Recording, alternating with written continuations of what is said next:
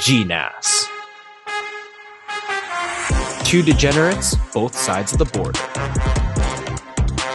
John Santina, Alex Lacasse. The Great North American Sports Show.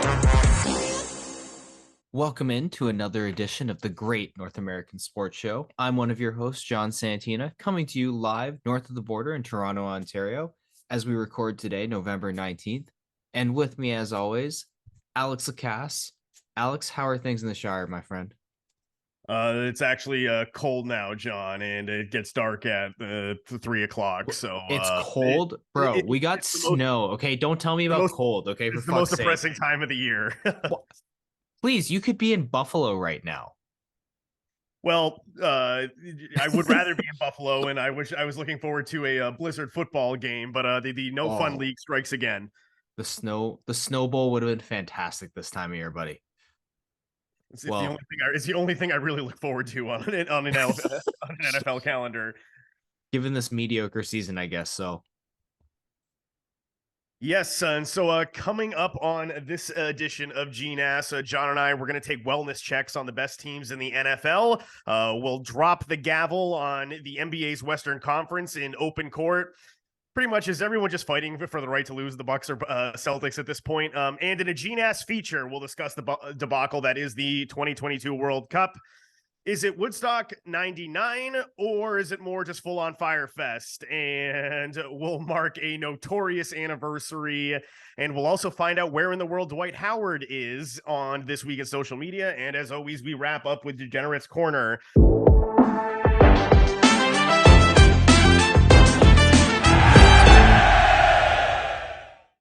John, last week we kind of talked about the general lack of quality teams in the NFL. And so real simple question to start today off. Who's the best team in the NFL? Ooh, this is such a tough question because it really should have been the Bills by runaway. Man, I think I'm going to go with the Eagles. At this point in the season, to a degree, you are what your record says you are. And the Eagles have the best record. They may not have the best quarterback, but they have the best record in football. We've seen just strong performance after strong performance from the Philadelphia Eagles. Bit of a hiccup along the way, but it does go to show you what going out and acquiring a real weapon like AJ Brown for your quarterback that you know will fit into your offense and how that can completely change around your fortunes. And I think a lot of people were still suspect on Nick Sirianni coming into this year, and the way the Eagles have played, they've certainly separated themselves in the NFC. I would agree with that for sure. No, 100%. And Darius Slay too, low-key defensive player of the year nomination there. But Alex, what about you? Who are you feeling? So I know they lost to Kirk Cousins of all people, but I still think when they're right, I think it's the Buffalo Bills. They have some real question marks when it comes down to crunch times in these close games. And we don't even the Kirk Cousins curse. Right. And I mean, did you want, if the Vikings make it to the Super Bowl, you're going to take Kirk Cousins that game? Is that no, I'm not. That's not the point. The point is the Bills may not be there if they lost to Kirk Cousins already, my friend.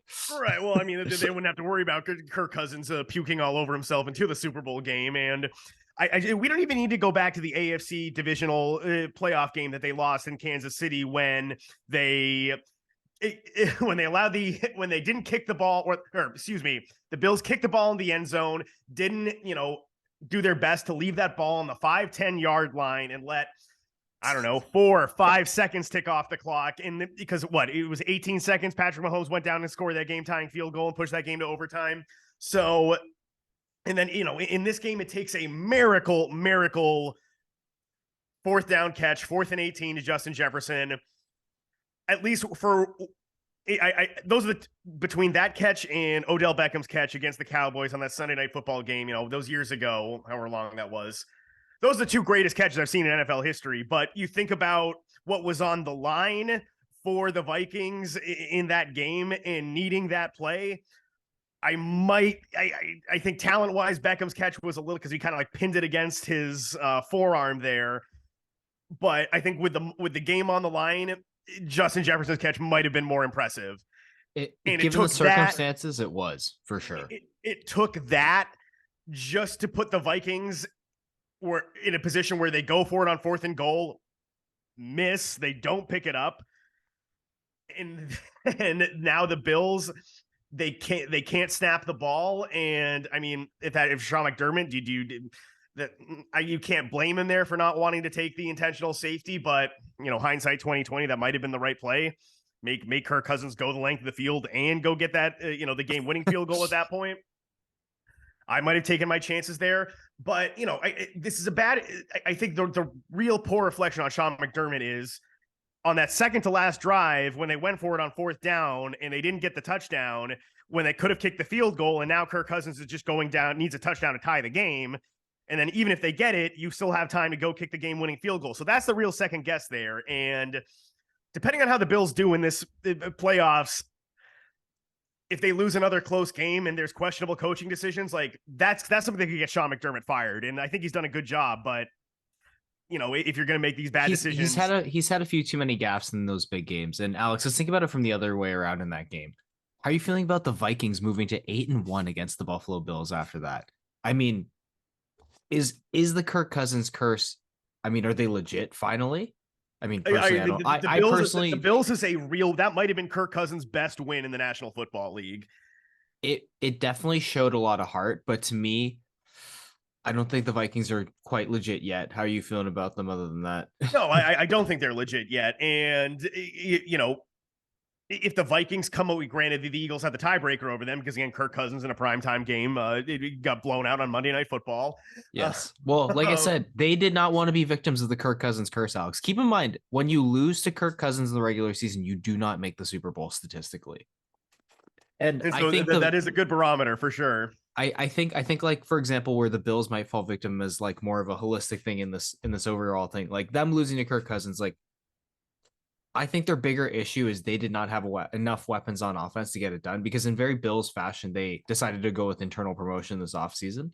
And we see a team that has more weapons, like the Vikings, just able to move the chains on those last plays, like Justin Jefferson, TJ Hawkinson, Dalvin Cook, excuse me. Like, yeah, Adam Thielen, like, exactly. But like, just able to, like, it just pulls the defense apart enough to be able to make those plays. And I don't know, like, if to your point, like, it's some questionable decision making, man. But how about this? Is there anyone else on our radar that could be in this conversation? I think just based on the quarterback and coach combination, you have to put the Chiefs there. And given how they beat the Bills in the playoffs, then they came out the next week and played like ass again. Well, I mean, like, they couldn't keep Mahomes upright, to be fair, but. That's now 2 big playoff games. They could not keep Mahomes upright to end their season. So I think the one thing with the Chiefs is maybe their offense isn't as dynamic without Tyreek Hill, but they still have a legit, the best tight end in football in Travis Kelce. And maybe it's a little bit more, dare I say, Patriots-esque in the receiving core, in the pass catching core, where they can just distribute the ball and go after the matchup that they like. Well, statistically speaking, it is, because Patrick Mahomes, if you look at his stats comparatively, I believe he's averaging about like just over 6 yards like per completion, like in the air. And that's like roughly in line with his career high. But if you look at his attempts per attempt, it's the lowest of his career by far. So he's definitely doing that more short attack like options, having Juju, basically all the receivers with 3 names. And of course, now acquiring Kadarius Toney, who looking good now that he doesn't have attitude problems with the Giants. So, and by attitude problems, I mean he just really didn't get along with probably the offensive coordinator. And so, John, I mentioned the Bills, who I think is still the best team in the NFL. They're not even in first place in their own division. That's the Miami Dolphins. And speaking of those fucks, no, I'm kidding. Keep going. No, I was just going to say, like, are there teams that are, I guess slightly overrated from, where they said, like, are the Dolphins actually, real here? Are the Titans for real? There's some bad division leaders out there. There are definitely, and here's the thing, I got to give credit to those bad division leaders. Teams like the Seahawks, the Dolphins, Titans, the Bucks are trending horribly into this like direction. The fact that, like, for example, the Giants have a better record than pretty much all those teams, a little bit sad, but I do get it. Someone's got to win, and they're not as bad as we're making it out to be. They are division leaders. They're going to make the playoffs and all that stuff, but to me, like, the only one that kind of stands out as maybe being head and shoulders above the rest would be the Miami Dolphins, but Tua feels like a ticking time bomb to me. I agree. Yeah, And you I hit the just, nail on the head. yeah, something about that. Like, if it's just, you can't help but feel nervous every time that guy goes under center.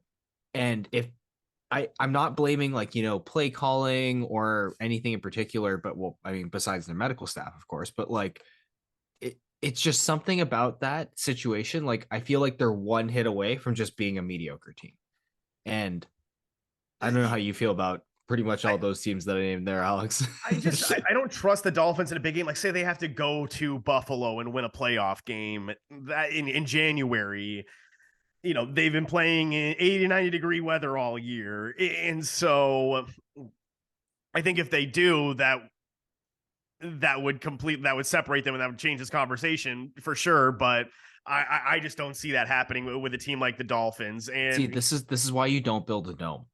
yeah, exactly. And playing in the Northeast in January, or in Wisconsin, that's a different animal, for sure. Hey, in order to play in Wisconsin in January, they're gonna have to make the playoffs first.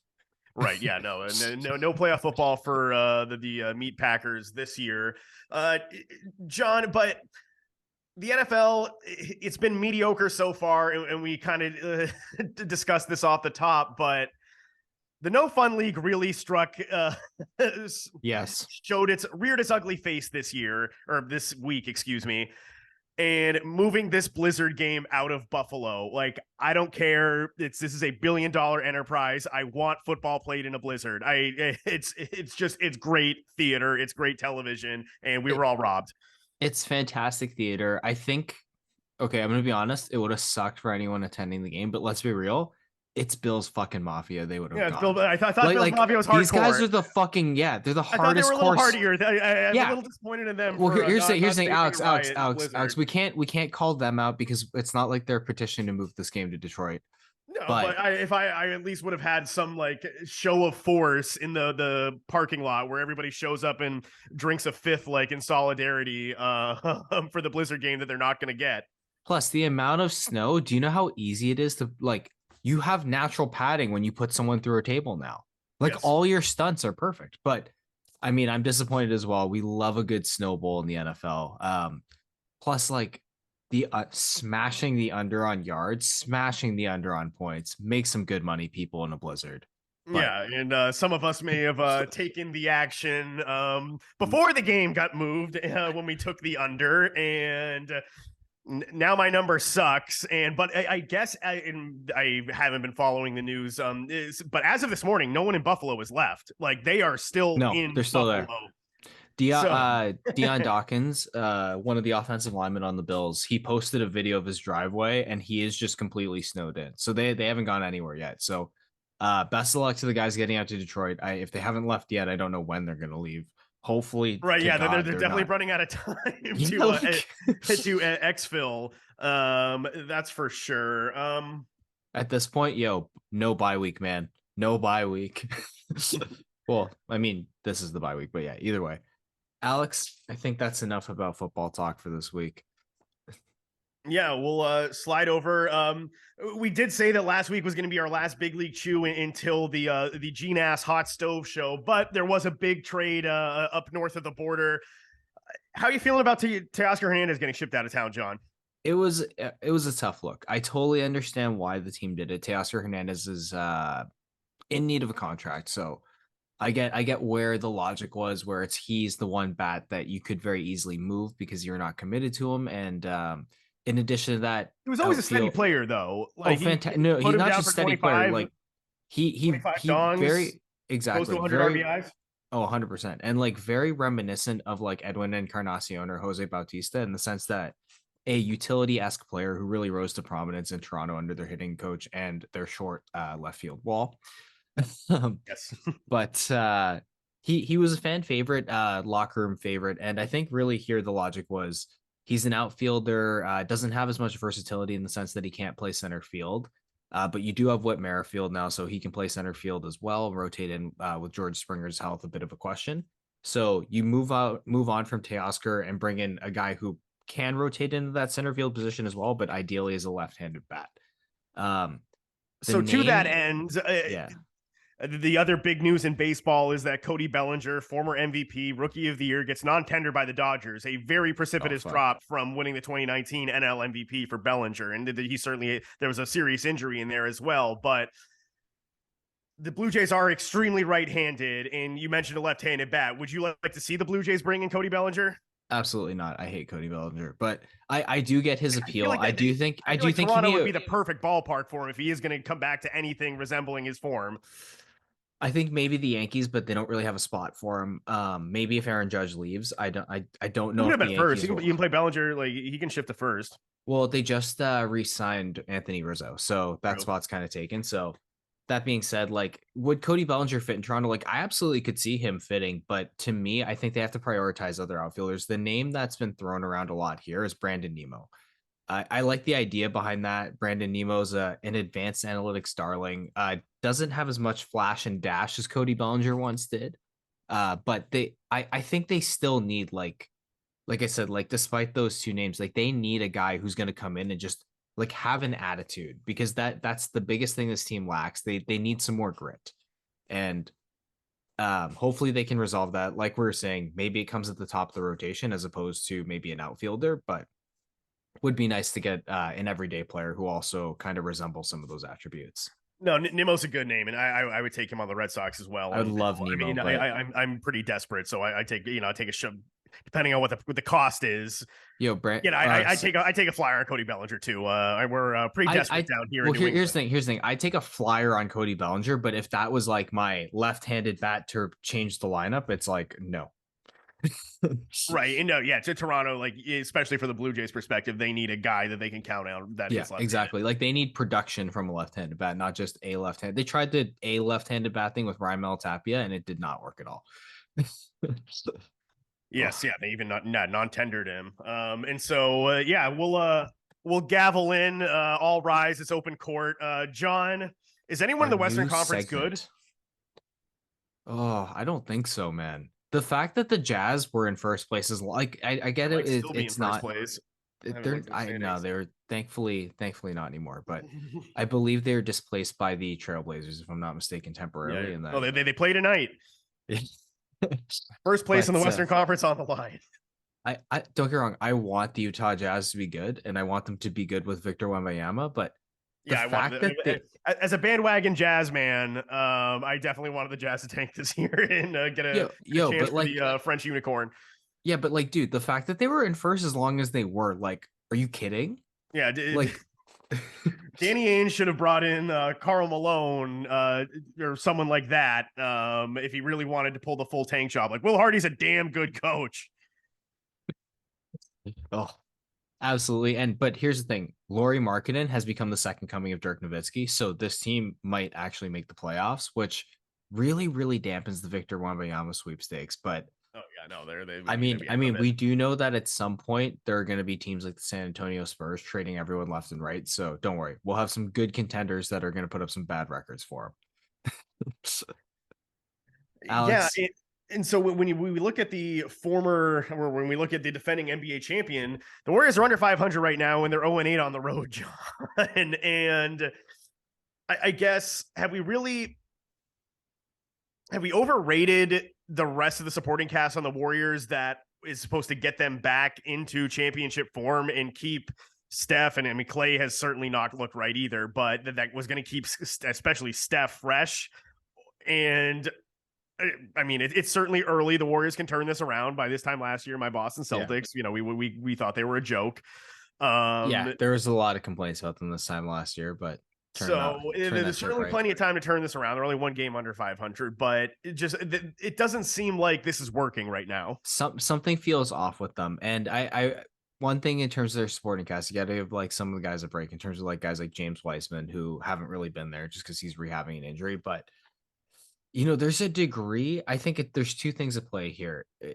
Something's not right with them. Like we saw it before the season with Draymond Green fighting Jordan Poole. It wasn't really much of a fight. He just kind of walked Well, up and yeah, he just cold kind of cocked it. socked him, yeah. But like still, it's like it's not a great look before the year to have like one of Right. your Yeah. No, that's supposed to be one of your team leaders. like And yeah, exactly. Like one of your core players cold cocking like the guy who's supposed to be like the next like your second coming of your team, basically. And the guy who they're even calling the third Splash Brother. And I think there's a degree of something's off. Like maybe they need a slight change to the core or an addition to the core. And in a like to your point about the supporting cast, I think Steve Kerr is a bit too set on his old reliable crew. Like I do get that they're all productive. They're all some of the greats in NBA history, but Father Time is undefeated, Alex. Undefeated.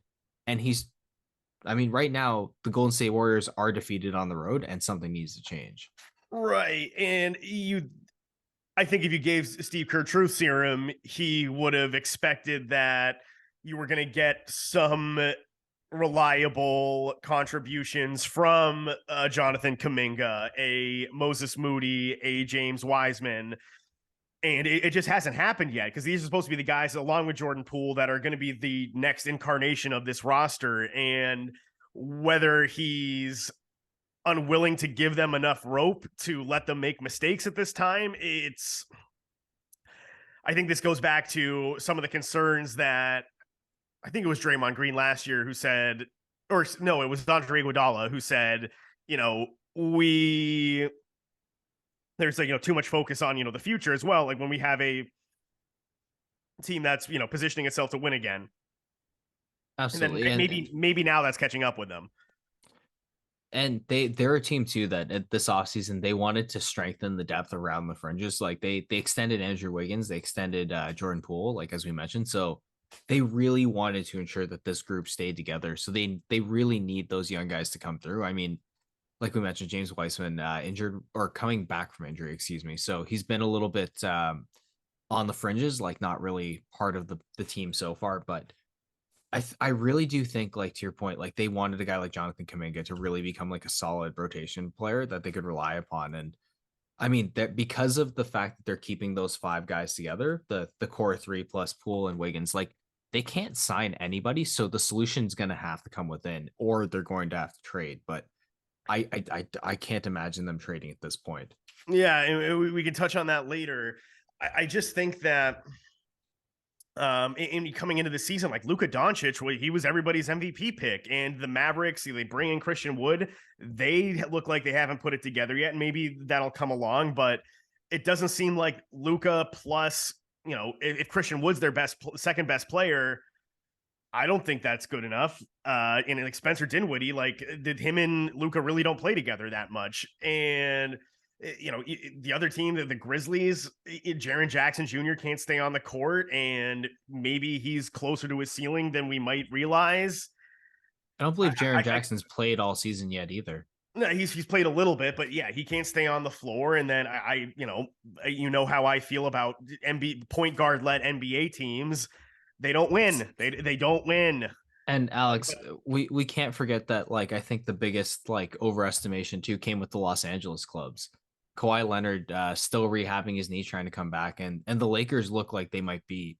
I mean, no, they're worse. Yeah, they're worse off than the Warriors. So Anthony Davis is actually playing well, and they're still toast. And yeah. so that begs the question, John.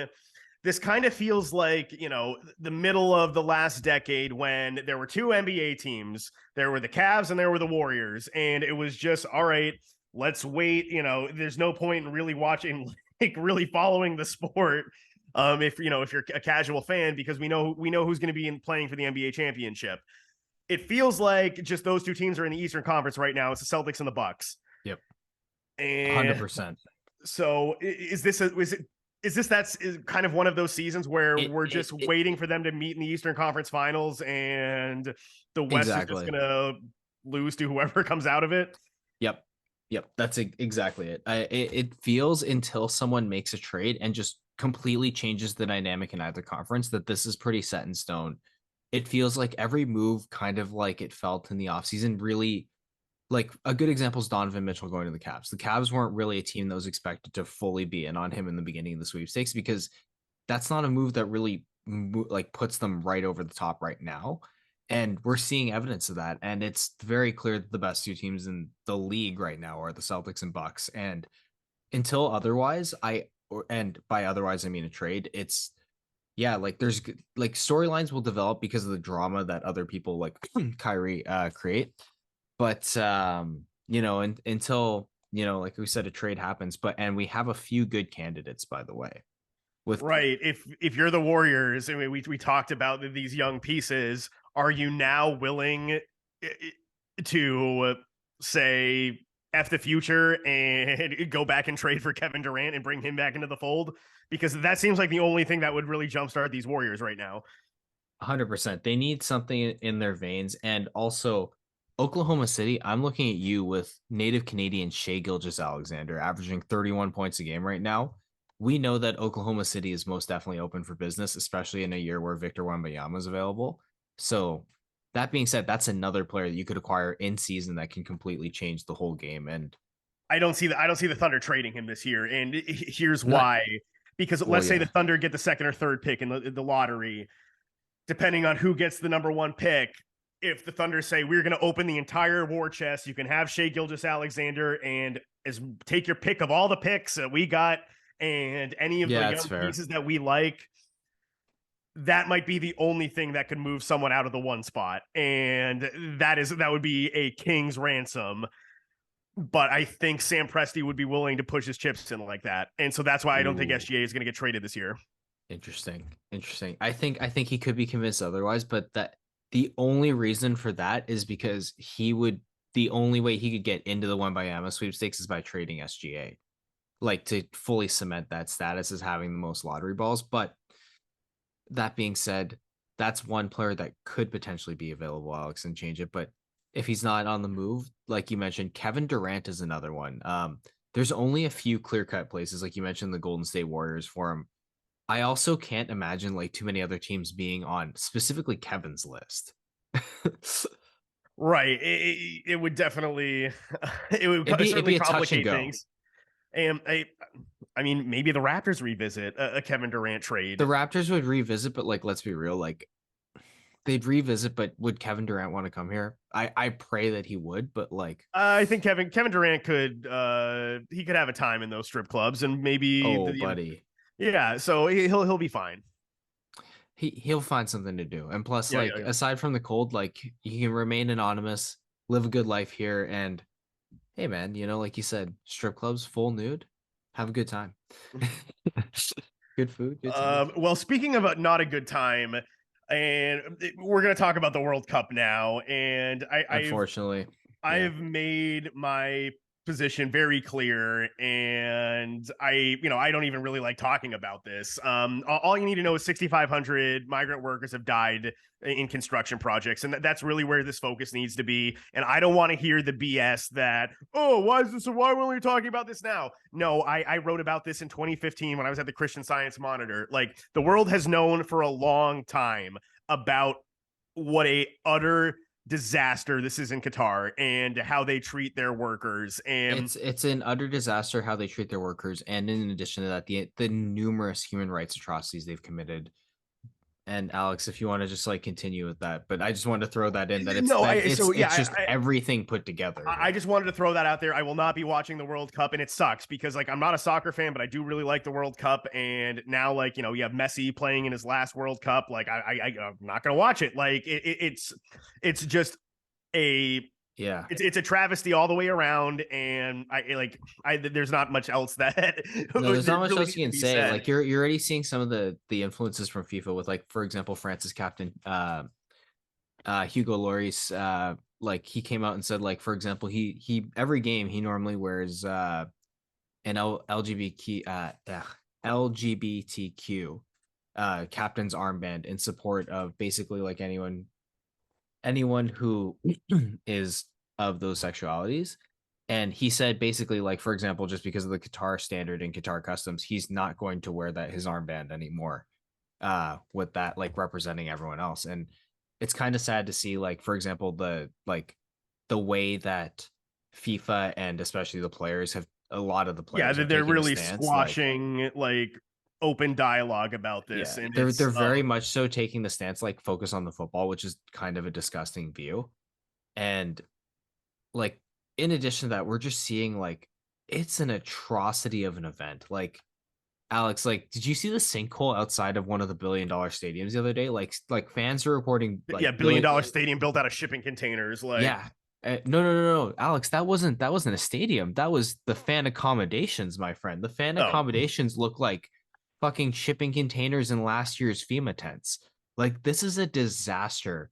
They clearly do not care about the fans or humans in general. And that is not just Qatar, that is FIFA. And that is on both the Qatar government, Qatar as a nation, and FIFA as an organization for even going through with this event. And even if you're a fan going, staying in one of these tents and you're like still all rah, I'm here to watch the football. Like Alex, you can't drink fucking beer at the games. You go to a sports bar, it's $92 a beer at Qatar's best sports bar right now. and so yeah, I guess yeah, you get what you pay for. If you're traveling to this despotic, excuse of a country, and so John, I guess when you look at this like top to bottom, I guess as a real Yeah. soccer fan, what makes you like most upset about this? And I guess in terms of the quality of soccer, there's not even going to be all the best players here. No, 100% because of the timing of this tournament and them having it in season.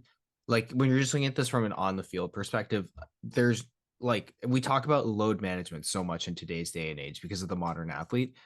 This isn't about them being soft. This is about them playing literally 50% more games than these guys are used to in this amount of time. So you're talking about shitloads of injuries. Players are already pulling out of the tournament because of injuries. And it like we already saw it with for example, Kareem Benzema reported an injury today. He was the reigning Ballon d'Or winner as the best player on earth. Um Sadio Mane, who is the captain of Senegal, he pulled out of the tournament. He's a fantastic player, one of the best on earth, quite frankly. We're seeing his effect as Liverpool is going from a team that regularly competes with Man City to a team that really like they're going to make the Champions League, but they're not in contention for the league title. Just play like, and this is all just due to workload because these players have games midweek constantly, and this is just going to put even more strain on that. We're going to see a ton of injuries throughout this tournament. A ton of players' seasons are going to be over, and it's all just to have this tournament in Qatar. And Alex, that wasn't even the cherry on top. Did you happen to see new FIFA president? Well, I guess he isn't that new, but he's re-elected FIFA president Gianni Infantino's statement yesterday. I saw some of it in print, and it wasn't. It did not endear himself, certainly to me, but just in general, it was vomit inducing. It was fucking horrifying. The fact that he even had the gall to go in front of people and speak like this, like it's disgusting, dude. And it highlighted everything about this tournament as to why it can't move forward and why they should have moved it the first instance. Like when they talked about the amount of construction that had to be done and the amount of migrant workers that were going to be brought in with the conditions and the way that they treat migrant workers in that country, like this tournament should have immediately been canceled. There's more important things than sports sometimes, and that was just simply not addressed when they did this. Yeah, and again, like it's like for all the people that are saying like, oh, like now we only care about this. Like, no, this has been well known for years, and plenty of people who could have made the right call to not go forward with this. There were multiple opportunities to do so, and no one did, and there was never a serious effort to get this moved or postponed or canceled or whatever. And it's, And I mean, just quick thing too for anyone who didn't read this or who knows about the statement, and specifically to you, Johnny Infantino, I get that you might have had ginger hair and freckles, but fuck you. You do not feel Qatari, Arab, African, gay, or disabled, all or like a migrant worker or one of their families. Go fuck yourself. And like this just proves too that every like if you're one of those people who watched that Netflix documentary that came out and you're like, oh my God, look, FIFA changed. I'm so excited about this term. Fuck off. Like they haven't changed a single thing. This is still the same corrupt organization that runs every single World Cup. And nothing will change until you get rid of every single person top down. And we'll leave that there. We'll be back with finding out where Dwight Howard's hooping these days in this week in social media. Alex, sometimes the world moves a little bit too fast, but we like to slow things down. It's time for This Week in Social Media. And the reason I'm starting off this week is because you teased my hit a little bit just prior to us taking a break. My hit is about Mr. Dwight Howard. John, where's Dwight Howard hooping these days? He is playing for the Taoyuan Leopards in the Taiwanese Basketball League. And let me tell you something, my friend. He made his debut, I believe it was yesterday. And Alex, do you want to hear about his stats? I do. He had 38 points, 25 rebounds, and 9 assists. This motherfucker is Chinese Nikola Jokic. This is awesome. The fact that he's putting up Stephon Marbury-esque numbers in Taiwan, like I love everything about this. Just bravo, Dwight Howard. I love you. Does Taiwan play like are they their own basketball league? I mean, obviously, like the situation between China and Taiwan, like, or do they play in the CBA? I believe they're a separate league. So the CBA is to my, and keep in mind this is just like my super high level understanding of it. Exactly. Like it's in the mainland, it's in China, and it's like all those teams like the Beijing Ducks, like I think it's the Guangzhou Dragons and like things like that. This is a separate league called the T1 League, which is just in Taiwan. There's 6 teams in it. Hang on, I'm just looking up who the teams are right now. He's probably the biggest. Dude, this guy is. Oh my god! Because all of these teams in these, other leagues, primarily in Asia and maybe probably the African like leagues as well. Like they have like limits on how many foreign players can play, and like I know like the Philippines, like I think there's like a height limit too. Like you can't be past a certain height. I remember like in the Greek league, like you can only have like X amount of players from like the NBA or from America. But Alex, so in this league, there's the Kaohsiung Aquas, the New Taipei CTBC DEA, the Taichung Suns, the Tainan TSG Ghost Hawks, the Taoyuan Leopards, which is Dwight Howard's team, and of course, the Taiwan Beer Hero Bears. Nice. That's buddy. We need some Taiwan Bear Hero Bears. Yeah, they just got themselves a new fan. Oh my god, GNAS is following you. Yes, we are now jumping on that bandwagon. And man, like, I wonder how much he's getting paid over there. It can't be much, but you know what? He's probably their highest paid player like ever in the league. Yeah, and it's going to be fantastic. Like it'll be like Stephon Marbury, or there will be like a trophy of him like dunking over. Like statues erected for him. It'll be like some like little 5'7" Chinese dude like me, like trying to set a pick or something. But Alex, what is your shout out for this week in social media? John, 18 years ago today, or tonight rather, it was a infamous date in NBA history. This is on November 19th, 2004. How could I forget? The Pacers were playing at the Palace at Auburn Hills, and someone threw a beer at Ron Artest, kicking off the Malice at the Palace. We forgot one detail. While he was lying on the scorer's table. Yeah, while he's lying on the scores, there was a scuffle. There was an on-court altercation, and this is when the Pacers and not the bad boy Pistons, but the second iteration of the contender Pistons were the top of the Eastern Conference. They were playing physical, hard basketball every matchup. Ron Artest, one of the most notorious head case basketball players in the NBA. Man, that was fantastic. Right, and the guy that threw the beer, like Ron Artest is like charging up the stands, and like the guy like steps out of the way, and then Ron Artest like sucker punches, or I guess it was more of like just like some random dude like Ron Artest like assaults. It wasn't even the guy that threw the beer.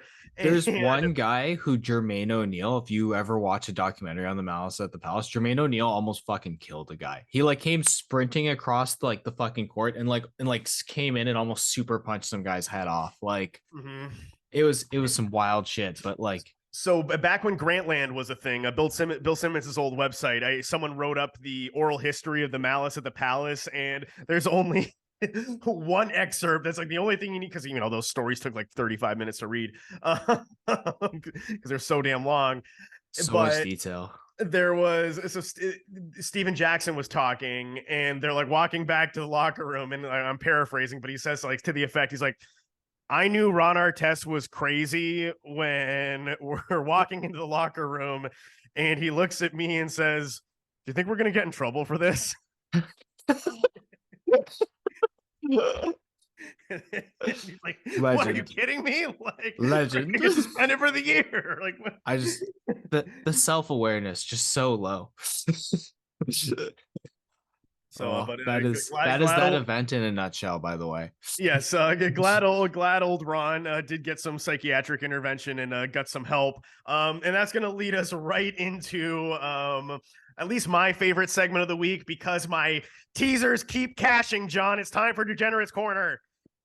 Sometimes she goes, sometimes it does. She didn't go. That's the way she goes. 22 black, 22 black. Ass, son of a bitch. Fucking way she goes, he said. Oh no, why did I bet the company payroll? Oh, Gil's in a lot of trouble. Can the boys beat the number? We'll find out on Degenerate's Corner. That's the way she goes, buddy. Fucking way she goes. There we go. Here we go. Alex, I did not have the best of luck with any of my bets last week, but what did you cash in, my friend? We cashed another teaser, John. Vikings plus 9.5 over the Bills in and we're gonna call that the Justin Jefferson game. Chiefs cruise to a win. You would not be the only one calling it that. His armband and his gloves currently sit in Canton, Ohio, buddy. It is the Justin Jefferson game officially. So then we had Chiefs cruise to an easy win over the Jags, covered that 3 points that they were laying, and Saints Steelers flew under 46. So shocker. Got you a nice plus 160 return there. But we got to keep forging ahead, John. So where are you going with your best bet this week? So my best bet, we're going to go to something a little bit more reliable. We're going to try something a bit new in terms of this segment because I haven't done it yet, but we are going to the ice for shots. We're going to take Leon Draisaitl against the Las Vegas Golden Knights over 3.5 shots.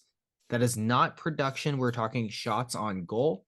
Leon Draisaitl, obviously one of the best players in hockey, the second leading scorer in the league. Plays with Connor McDavid on a regular basis. He can get these shots in any situation, by the way, so we are going to take that. Alex, what is your best bet this week? I'm betting you're hitting the well again, my friend. Yeah, that's a good number, plus 115. That is a good bet there. So yeah, we're going back to the well. The 3-team NFL teaser. Most diving people do right them with, back in. most people do them with 2, but we would like to get the plus minor return. This is plus 160. If she's gonna hit. So Bears. Just got to cover 9 points over the Falcons. 2 bad football teams, but at least Justin Fields has played well. And it should, kind of 2 teams that mirror each other with mobile quarterbacks. So, Marcus Mariota for the Falcons, Justin Fields. So I like the Bears to cover the 9 points through the key number of 7 and 9, or, just a push at 9. Eagles were 6.5 point favorites over the Colts. We're going to tease them down to they just got to win this one because we're only laying the half a point there. I don't think Lightning's going to strike twice with Jeff Saturday, at least not against the Eagles, John's best team in the NFL. Browns and Bills, like we mentioned earlier, the Bills still haven't left Buffalo for all we know, and so at least the whole travel routine is going to be thrown off. Like, don't be surprised if maybe the Bills kind of sleepwalk into this game. They're up against the Browns. I do think the Bills defense and will travel to Detroit or wherever the hell they play this game. So I feel like this game should stay under 56.5. That's only, I don't think the Browns are going to bring much offensively. No, I think you're looking at it. How many home runs can Nick Chubb hit? Like a 24-10 football game, something like that. Exactly. All right, John. So now we'll shift to our long shots and parlays. What are you feeding our lovely viewers and listeners? So I'm doing something I probably shouldn't, which is betting on the World Cup, even though I'm not at all going to watch these games. And I mean that honestly, because I even don't give a fuck about the nations that are in them. Just the lines, I needed to push my line up a little bit. So I'm going to go with a super football money line parlay for this week in the NFL. And of course, match day 1 in the World Cup. So that would be, I'm going to go with the Ravens on the money line against the lowly Panthers. It doesn't really matter to me who's starting. Could be Baker Mayfield. That's what it sounds like. But I think Lamar Jackson's going to fuck him up anyway. I'm going to go with the Giants on the money line at home against the Detroit Lions. I get that people think the Lions are apparently going to keep this one close. I get the Giants have a lot of close games, but at home. Lions can't win on the road. Yeah, Lions on the road in the Meadowlands. I love the Giants for this game. Vikings versus the Cowboys. I'm taking them on the money line because they are at home. I'm not a huge fan of the Cowboys on the road, especially visiting the Dome. Kirk Cousins has been feeling it. We know he's on fire right now. I'm taking Alex. To your point, I'm feeling the Bills against the Browns. I think even if this game is in Detroit, the Bills are one of the best teams in football. Not my best team in football, as you mentioned, but one of the best. And I think they're going to prove it against the Browns. And then, like we were saying, England match day 1 against Iran. Iran, not one of the strongest nations. Traditionally, England looking to make a big impression at the World Cup. And of course, Argentina versus Saudi Arabia as well, match day 1. As you mentioned, this is Lionel Messi's last World Cup. So we know Argentina is going to come out firing on all cylinders, or at least trying to win it. Because that's like the one thing Messi needs to put his career over the top. Oh, absolutely. From a football perspective, because he's never won it at an international level. So we know that Argentina is going to do everything to just basically curb stomp every opponent that they see. And that's even why, for example, like he's at this tournament, even despite all the shit that's going on. Alex, that is my parlay this week. That brings you to a total of plus 656. Alex, what do you got this week for your parlay, my friend? So we're going to an 8-leg parlay, and we're gonna cross the association, college football, the NFL, and we got even one hockey winner in there, and that's where we'll start. Rangers on the money line tonight against the San Jose Sharks. Sharks are real bad. Rangers, they got a lot to play for, so they should cruise to a victory in the old Shark tank. And the simple formula of one team good, other team bad. Yes, can't go wrong with that one. So like you, I also have the Bills on the money line. I'm doubling down on the Eagles here. I just don't see the Colts putting together back-to-back winning weeks here with their interim coach out of the ESPN studio. Ravens on the money line over the Panthers, and the Panthers blow, and not a lot of analysis there. The Ravens are at home. Warriors on the money line tomorrow on November 20th. They're playing in Houston. I like the Warriors to get their first road victory. Ooh. If you can't win in Houston, then I mean, what does that say about the Warriors? I think we're going to see a trade sooner rather than later if they can't win in Houston. Exactly. And then so tonight, we're going to take the Clippies on the money line over the Spurs. Maybe we've talked about the Spurs. They're tanking hard. Clippers need to start getting some wind in their sails. And then I like the Jazz to cover 4 points in Portland tonight. The Jazz are just playing people tough. And let's see if the Jazz are. This is a real measuring stick game for the Jazz. If the Jazz, the good saying is good teams win, great teams cover. Like, the Blazers need to at least separate themselves. If they can't separate themselves from the Jazz, then, that's that shows you all you need to know about the Western Conference and some of the contenders that are, probably going to lose, get slaughtered by the Bucks or Celtics in June. And all that together, that pays out a plus 1038. So that's a tasty line. One of these is gonna hit. Sooner or later, Alex, both these will hit in the same week. We're gonna be rich men. Yes, rich men. We'll pay for our credentials. So when we take GNAS on the road to Super Bowl week. Oh my God. When we're at Media Week, man, we're gonna torment so many people. But Alex, by people, I mean players, by the way, for anyone wondering. I'm not going to torment fans. God, that's so mean. I'm not FIFA. I'm not FIFA. Yeah, we'll torment the media. We're not FIFA, for God's sake. No. Alex, any parting thoughts for our listeners? Make sure to like, subscribe, hit the bell, follow us on Twitter at the GNAS make sure you follow us on Twitter before it goes away. Maybe, who knows? If you see a blue check mark, it is most definitely not us. And we're definitely not a blue check mark. And don't watch the World Cup. Turn it off. Yep, I agree completely. That's it. Thanks for listening. And like we said, like, subscribe, hit the bell.